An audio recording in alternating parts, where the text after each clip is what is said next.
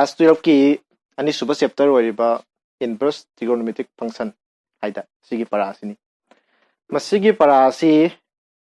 inverse trigonometric function haibsida koina inverse haibu wahi amla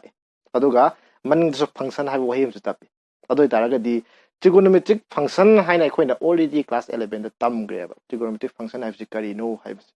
aduga hariba function dugi inverse laktoineba hujina koina sigi chapter 1 da function gi matang da invertible function gaina mayam tawgi madugi invertible oiram doineba trigonometric function harise mara madunebo inverse laineba adu invertible gi matang si kamai la e haba 1 1 su oigadawni 1 2 su oigadawni hayaba adu eragadi trigonometric function singse 1 1 oirabra 1 2 oirabra ani mangloina oirabra haibisi nainaba masangiba oiram bayai oiram da bayai oiram magadi fare oiram dragadi matau karamna oihandoino haibadi para oina di inverse haina already tammaga leirabnena matau karamna inverse leiba haibadi 1 1 su oiba 1 2 su oiba sik matau karamna lahandoino haibadu hoi naina doini class 11 da akoina trigonometric function gi matang da akoina tamgrisi hoi sin cos tan cot sec cosec leiba sing adugi domain range loina tamgre madu do nauna di eroige aina screen sigi nakanda sum thola age domain kanano range na kanano class 11 gi saruk hai tare hauji class 12 ki saruk la kuma tamda ekoi amamam da naina se sin ge ma cos ge ma naina se adu pulam naina bagi watam di leiroi akoina han sin gumba cos gumba naina rambaga adai dodi direct dum yengjaro dum gyan ta gani tawri mongsi kamaina no haibado adu yengsi ekoi ahan bada sin function je masi kamain tawge dum ti yengseba akoina sin function sida sin some akoigi abc some theta kadi angle kadi yaujani iroige sin sida lei akoi domain haiba maga range haiba maga lei sin gi domain se kana no hai taraga de koina r hai aduga magi range sina -1 dagi horaga 1 paugi manungda adum tarakani hai range sabadi magi value haibani sin gi value se pi abada -1 tagani tawrabada 1 tagani haibani aduga sin da siningba value sin bayai haibani any real number sin bayai haibani hauji laktoisi akoigi masigi sin gi graph kamai to graphically taktraga de ko yaroi doine duna sin gi graph kamai to ge do peta ka yek thoke sida sin gi graph se saurang la yekpani yengse sida man harise sin gi value se siningba sin bayai haini akoigi x axis ta leire se akoigi sigi domain dagi lower value sin x axis ta leire ko angle da base to bolida ko da pi 0 pi na sinare hauji koina sin gi value somda lai sin ko y axis ta leire sin ma gi answer tarakada do mano sauro da 1 oini haini graph harise pi abada -1 smile leire adudi koina domain da leiba element akoigi angle khuding mak hai tare ko any real number sin bada yai hairabnena adudi akoida swaida smile line amtung chingge bako sumaina muni engsi ko sida sima pasiga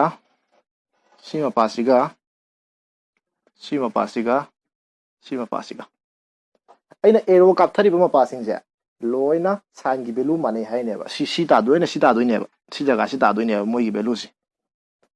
tawbatabu angle di tongaleba sida leiba angle siga loina tongaleba adoi taraga di tongan ba manadaba angle singsigi answer loina kaido lerame chapsa manarame ba adudi mayam dugi value amada lakpadu kai gauge many 1 haibane ba adudi khoi sin function ji kai oiderame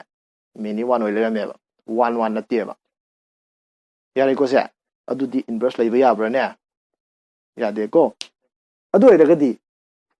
range ka khoi domain gi se khara pikhan kha sange masi pulam hol loradi magi value manaba jaga mayam yawneba adudi kadai degi kadai bu loragadi yadoino haibaduni akoina ina dusi muni engsi ko sida aina sida simutha lagi ko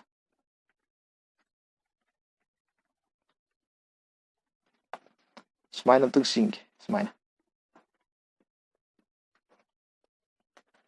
sidagi hauraga sibause aina sida amount value yung matamda manaba amata yawgadra de simatek sibo yawro angle di loina tongal oidra sida lako kudima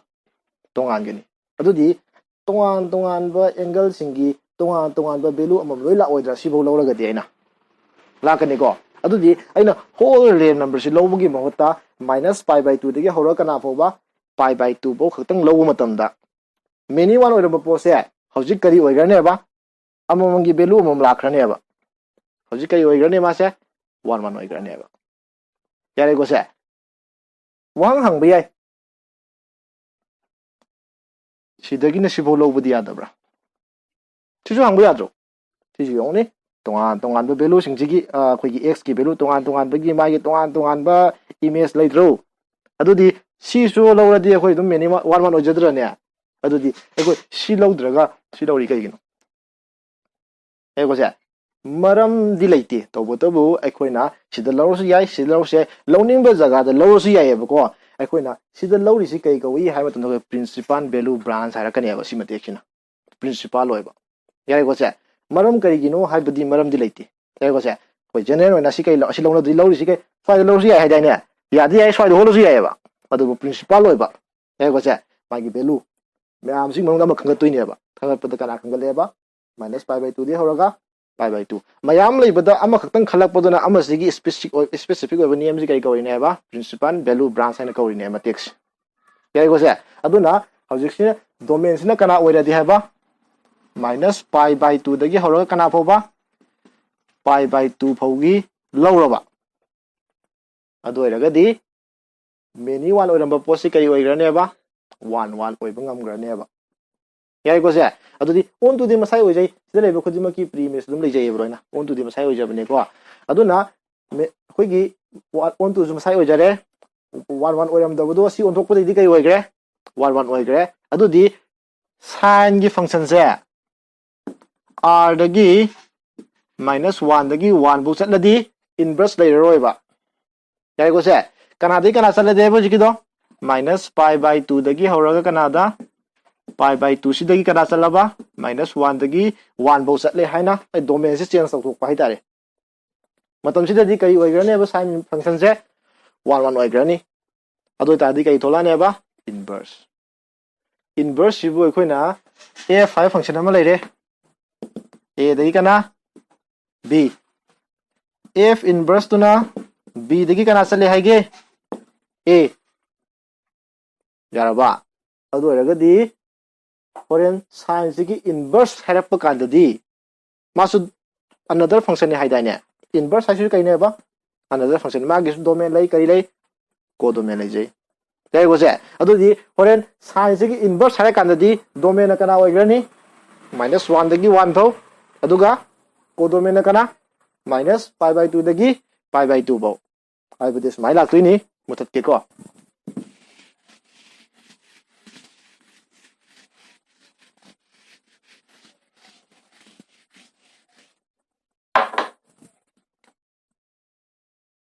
sin inverse high निको -1 power का बसे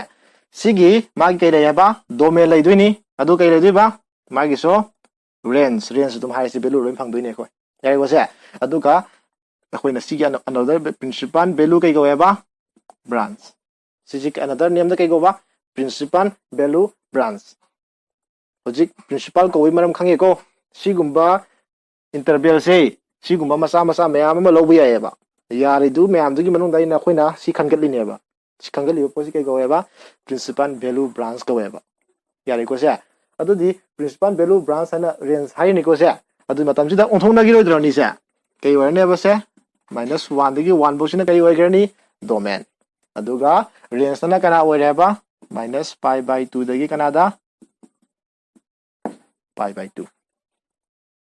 सुमाइना अखोइ सिगी कई मरमगी कमाइन तोरगा inverse लाखलिनो याइ गोसे कदिगी 1 many 1 ओरमदो 1 कमाइन लाखिनो काय डायग्रामिकली ताकपसे मसी exam की दमकता important ओइ highway नति understanding की दमकतनी याइ गोसे अदुना मयाम अमा आई कोर्स की सो ताकपि याइ दगी 10 की सो मयाम ले लेक तो सुलोइना फजना पीबनी याइ गोसे अदुना येंगो लेरेक्टा पुलप एक्सप्लेन तौ लेरगदी कोइ अदुम कुइना संगदुइनी याइ गोसे अदुना सिगी मौंग सिदा लोइ लाक्तुइनी अदु तारगदी हौजे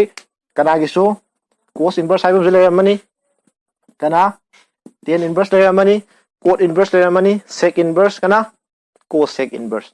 ꯌꯥꯏꯀꯣꯁꯦ ꯃꯗꯨ ꯃꯌꯥꯝꯗꯨꯁꯨ ꯀꯩ ꯂꯩꯔꯝꯒꯅꯦꯕ ꯗꯣꯃꯦꯟ ꯍꯥꯏꯕ ꯑꯃꯒ range domain range ꯂꯣꯏꯅ ꯊꯣꯛꯂꯛꯀꯅꯦꯕ ꯌꯥꯏꯀꯣꯁꯦ ꯌꯣꯔ ꯀꯥꯡꯕꯨꯒꯤꯗꯤ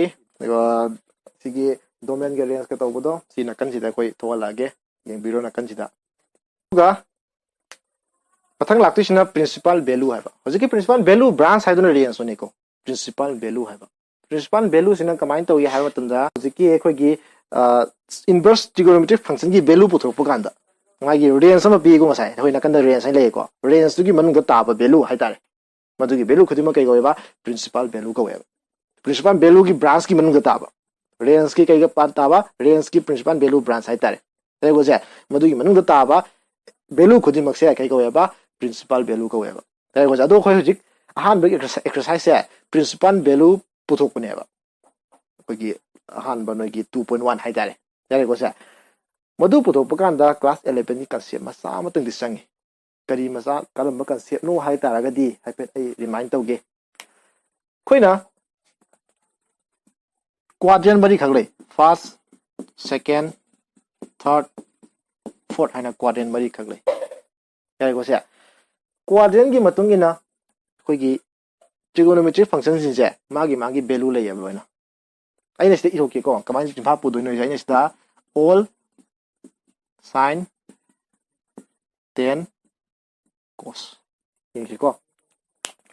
all हाइबो जगह सिना लोइना पॉजिटिव ओइ हाइबा all अरैबो खुदिमा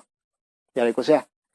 sin हाइरगना sin गा मागी इनवर्स कनानो cosec यारे को से मखोय अनी दि पॉजिटिव ओइनी अदुगा लेमहौरिबा खैदुना नेगेटिव ओइनेबा वैल्यू दुने को सिजना मुक 10 मागी रेसिप्रोकल कना cot मखोय अनी खक्तंग कई ओइनेबा पॉजिटिव ओइनी अदुगा लेमहौरिबा खैना कई ओइनेबा नेगेटिव सिना cos मागी रेसिप्रोकल कना sec लेगो से मखोय अनी खक्तंग कई दोबा पॉजिटिव ओइनी अदुगा लेमहौरिबा खैना कई ओइनेबा नेगेटिव हाइदि सिदा पल्ली सिंजिना पॉजिटिव ओइरनी अदुगा मोय पंदबा सिंसे अदुना कई ओइरनेबा नेगेटिव अदु मागी रेसिप्रोकल सु याउदोइनिको सिमिलर सिगी पोसी कई ला इनो हाइबा मतमदा होय होजिक प्रिंसिपल वैल्यू पुथोकपदुम सिनारानेबा यारेगो से अदुदि एखोय येंगसे क्वेश्चन दा अमनि लखलगा येंगसे कमाइन तौरगा 1 मार्क ता कोई क्लास 12 के एग्जाम दा 1 मार्क ता हेक मल्टीपल चूज और 1 मार्क पीरगा हेक हंगले यारेगो से अदुना याम हैदा यादबा याम लुरुबा कांसेप्ट नते याम हैदबदि याद्रबा कइनो मनि यारेगो से मार्क अमखकी वरिनी मार्क अम ओइरगसु हैदबदि यादे येंगसे एखोय एक्सरसाइज तगी लखसेबा क्वेश्चन अमा कमाइन तौगे दा कोई येंगथोकसेबा को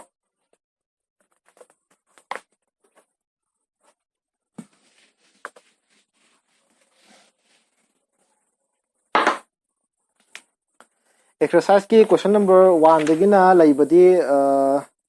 कोई अहान बगे प्रिंसिपल वैल्यू पुथो हाइबसी क्वेश्चन नंबर 10 बौ लै अदा कोई नेगेटिव यावबगुंबदो ओइना तौगे येंगसे क्वेश्चन नंबर 5 त दुम लाक्से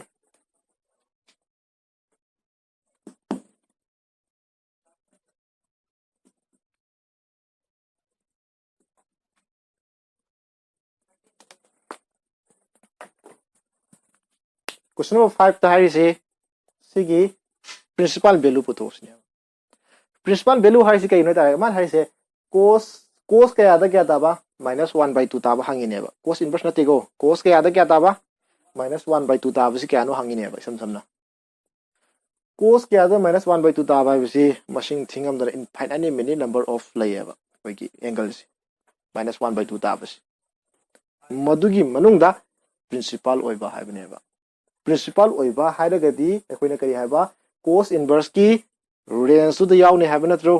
range of principal value branch हाइगिबदो अदुदी एखोइना येंगसे खो अहामबदा सुमाइन तौसिबको लेट हाइरगा cos इनवर्स होय पुथोक्तिनिको मागी वैल्यू पुथोक्तिनिको मागी वैल्यू से कई लौसेबा खोइना x लौसेबा अदु कना पुथोक्तिनेबा x पुथोक्तिनेबा यारेको से अदुदी एखोइना सुमाइन अमा लै सुम कंसेप्ट सुमाइन ससे असि इक्वल टू वांगबद सख्रदी cos इनवर्स मांगिनी काइना अदुगुंबा रूल दि नत्ते तौबतबो कोइ होटपगी ओइनदि केदोबा इक्वल टू वांग सख्रदी केदोबा इनवर्स मांगिनी चसेबदो तसेबदि मदु नत्तेको बोथ साइड ता cos ने इनटू तौरे काइ लाक्तोइनी यारे को से अदु म्याम तो लोइना समझलसे अखोय गिदि सि इक्वल टू वांग बदा हेक चटपदा cos इनवर्स से कई ओन गिरनेबा cos अदु क्या लानी cos x इक्वल टू सुमदना कना ले होरनी -1/2 माइनस क्या 1/2 यारे को से हौजी लाक्तोय से इक्वल टू cos क्या दा 1/2 ताई हाना खंगसे क्या ताई cos क्या दा 1/2 ताई cos 60 दा यारे को से cos 60 दा 1/2 ताई है कोई ये क्लास कोई 10 दगी सुम याव लाको पोने मदुगी 60 क्या ताई 45 क्या ताई है कोई दुदी नो तमरोय यारे को से तौबतबु value sida kay yarongeba minus ay yaromdra adu di ngasagi aina sumaina pigibado all kari sin 10 cos yai ko se sida cos na minus taba jaga si kadai no thiba ma sangdro sangeba ai minus mi yaroi ne na adu di cos pandaba jaga du na tro minus ta du sibo adu di first quadrant ga fourth quadrant ga di cos palami sida di kai lo ni kai oramani positive oramani kara khata ngai ba siga sida di kai oine ba cos si kai oine ba ani sida negative ojarane ba ani makti puthokpadi yaroi loi le ba sida su kya ta ba -1/2 ta ba lei sida su kya ta ba lei -1/2 ta ba lei ba tai ko se akhoi karam mano lodoi se haibasi lakan da di ngasai gi principal value branch tu yengane ba cos ki nokhoi na haina viewer sing da haragana in lakan da table among ngasai tarpa table am utkani haibado maduda in utkibodo oidoini haibadi cos inverse kana da gi kana sali yari ko se cos inverse kana da gi kana sali haiba matam da -1 sidagi hauraga sumaina ma laibani yari ko se si ngasai gi utpadu su yawgrabani bai lek to stum yengo yari ko se horen sigi x ki value se si u phangbra sigi manung ta ga dong ne 0 dagi kana pi hai si ka ne ba 180 degree natro ado yaga di sina 0 natra sidagi horaga sigi manung ta ga dong ne ba akoina puthu value do adu di si yohon ba yari bra yadi yare ko se adu class 11 gi da mayama concept podi mayama sangi koina cos oigera sin oigera tan oigera pi gi multiple dagi plus minus to bose cos or su cos tum lei sin or su ke do ba sin adum oir lei haina class 11 da yawbani aduga pi by 2 gi odd multiple da plus minus to ragana ke do ba cos tu na kari on gi ba sin 10 na kari on ba cot han on thong osin khara class 11 di yawbani madui concept ma sam su sange ko yare ko se adu ai no si haidu kai ba pi gi multiple oiradi hongde haibane ba cos le masu kana dum leiba cos sin le masu kana leiba sin yare ko se adu di aina haining se sine ba aina cos aina thamdore ba cos kya da 1/2 ta ya ba 60 haibasi pi by 3 na tro pi by 3 yare ko se adu taseng badi cos kya thamdoi ne ba pi by kana 3 thamdoi ne ba yare ko se adu bu masigi pi by 3 hasi first quadrant ne ba chume ko 60 degree se first quadrant le tro akoina pamina karamba quadrant pamba second quadrant da pame ba second quadrant haisu 180 de khadok doi na tro ba minus to doi na tro mane ko adu taraga de angle pull up se kana di minus to ne ba pi de ki minus to ne ba yare ko se hauji hare pi de ki minus to bune na horen pi manghan ge haisu cos kana dum la kane ba pi by 3 hong oi ba pi gi multiple oring kai di hong oi ba yare ko se aina hairi samna hairabani yare ko se tasing budi class 11 da loina patana detail oina tamgada pone ba masima yare ko se kai gumba gyan khoi viewer sing da haragana gyan si gyan taro da boragana masi ki tongan video ma semak toini adu comment harak traga de khangora comment dum haibiro yo adu di implies cos x equal to cos si kya tare 2 pi by kya 3 side dum x kya tai khange x equal to kya 2 pi by kya 3 tai sum khange ba dai ko se masigi ai 2 pi by 3 na to ba to posum yam lai ri ba to bo to bu 2 pi by 3 si kana gi manung lai ba 0 dagi kana pi phau gi manung da lai ba maram aduna si kai kawri ne ba principal value kawri ne ba yare ko se sina course ki matang ni example amaga mu yeng se yare ko se ani ne se ke theory ki party yam kan yaw de ba han ba gi di example da just question 5 ke se matang question number 10 da hari si cosec inverse minus root 2 sigi principal value putu hai ban hoji ke dumai yare ko se yeng se sida khoina kai dau ne ha ba khoina let si kai lo ne ha ba x lo hoji ke dumai tau se go do thang do khre kya ta ne ba se cosec kana x equal to kana le ho ni minus root 2 yare ko se ko si ko lak si ko cosec x equal to cosec kya da root 2 tai hai ba sin lak tu si cosec kya da tai cosec ki ngi sin kya da 1 by root 2 tai sin kya da tai 45 ta dro tai ko adu di inverse ne hai dai ne moi ni de adu ma gi su 45 ta ra moi ja mai na so mai ji ma pu ge su ye pula pha dre ga su yare ko se hojik se cosec kya da root 2 tai ba 45 ta yare ko se adu re ga di kana tham doi ne ba cosec kya 45 hai di pi by kya 4 pi by 4 tham se ba marak ta hap to hapsin khar lai gi ni maram ji kai lak pagi minus lak pagi yare ko se muni yeng si cosec hai ba di sin yeng du si chama nei ko cosec ka sin gi yeng mam chama nei ba reciprocal ne na yare ko se negative ta ba jaga thi dui na tra mane ko adoi ta ga di first quadrant ga second quadrant ga di moi ji kai oirame positive oirame aduga hojiti kana kana oidui ne haba negative oidu sina third ka kana ga fourth ka da negative oirane ba yare ko answer ani lak to re ba principal value habine ma gi kai sam khangom changi range ki principal value branch sam change ba adinga sagi table du da adum yeng dui ne khoina yare ko ja table da kai haba cosec inverse ki domain se koina real number dagi minus minus bani sidagi kana satpa minus pi by 2 kama pi by 2 dagi ubra se ko aduga minus sumana dai bani makha da ira bani ko salaroi na yeng se fe sumbra cosec ki sumai hai badi mana minus ka tore si kai no ha ta ra ga di magi cosec inverse की value से कना कना मनुंग तारा कने हेबा minus pi by 2 दे होरा कना बु ताने हेबा pi by 2 बु तानी कना दि यारो हेबा 0 दि यादे हेबा 0 दे तारा ओय हेबा यारे को से अदु दि यंगनि minus pi by 2 नो एंगल की मतंग दा क्लास 11 दा एंटी क्लॉकवाइज उंगगना कई ओयने हेबा साइन दो पॉजिटिव क्लॉकवाइज उंगगना नेगेटिव नेगेटिव फंगे हारगना क्लॉकवाइज पॉजिटिव लोगे हारगना एंटी क्लॉकवाइज हाइना खरा रूल खा लेबा देखो अदु जसी pi by 2 हाइदे 90 नत्रो माने को 90 ने को दोइ रगदी minus pi by 2 हाइबदी minus सिदि क्लॉकवाइज उंगने हाइदाइना अदु क्लॉकवाइज 90 उंगसेबा क्लॉकवाइज 90 उंगबदी सिदि होरगा सिताब्रा माने को नेक्स्ट टाइम 590 खक्तने बसना minus याउदे सिदि एंटी क्लॉकवाइज ता pi by सी अनि सी मनंग दो ओरनी हाइबने माइ वैल्यू से यारे को से अदु ओरगदी हौजी एखोइना पहानिंग सिना सिदो ओइतारे सी याव ओइबा मा यौ याद्रेबा यारे को से अदुदी सुमाइन उरु लैरुरगा सिदा twice pi हाइदि 360 दे खाइदो उबदी याररोय मानदि याम चावरनेबा अखोइना पामसि कना खतन पामेबा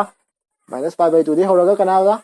pi by 2 की मनुंग द पामबनेबा अदुदी एखोइना 45 हाइबा नतरा 45 से सुमाइना 45 हाइदम ले याब सी 45 नतरा से माने को अदु सिजु 45 ओइबा याद्रा बा सिसु मखादा तौबसिजु सिसु 45 मखना मनि तौबतबु करम 45 ने हाबा क्लॉकवाइज तो उंगो 45 ने मखागी सिना करी साइन लाकनी माइनस साइन मतम सिदा मा करम क्वाड्रेंट ताइ हाइनी फोर्थ क्वाड्रेंट ताइ हारोजा अदु करी हाफसेबा सिदा माइनस साइन म हाफसेबा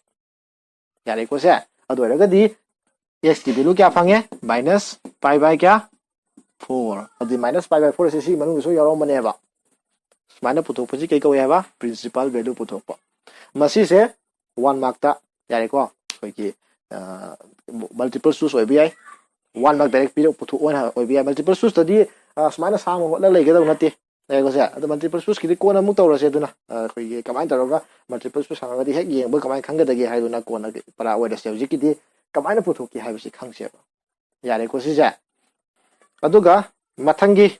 trigonometry inverse trigonometric function gi ahanbasina part 1 oidoini aduga mathangi part 2 da koigi inverse trigonometric function gi property khara naina doini madugi property singdo karino haibado haifet koi show toramge torama matungda koina kaidoba hayengna madugi proof tauba dagi madu palaga exercise ta kamai toroga sina formula ne ko property di formula ai sigumba concept oiroi badadi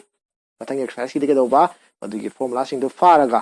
koigi apply to silaga hot pi ngata oidoini mathang exercise 2.2 haitare tare ko se aduna hojiki oina di viewer singi da mutadi ai koigi screen je da full and dom formula do kaino mathang adum ullage madugi formula sing dogi proof pulap proof tawroi direct yaw proof to tawroi direct yawraga atai di similarly haraga topa yam yawbani direct ta madugi similarly haiba sing doina tawrage aduga direct masagi piramaba proof to di adum yengjaro